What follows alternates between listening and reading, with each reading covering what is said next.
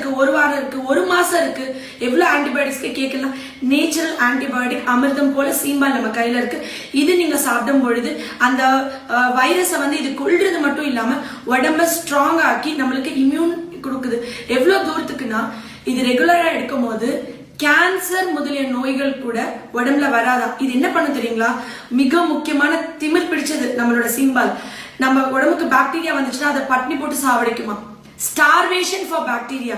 Bacteria virus வந்துச்சுன்னா அதுங்களுக்கு சாப்பாடே கொடுக்காம உடம்பு ஃபுல்லா ஆக்சிஜனேட் ஆக்கி நல்ல ஆரோக்கியமாக்கி அந்த பாக்டீரியா வைரஸை பட்னி போட்டு நம்ம உடம்பு விட்டு விரட்டுமா.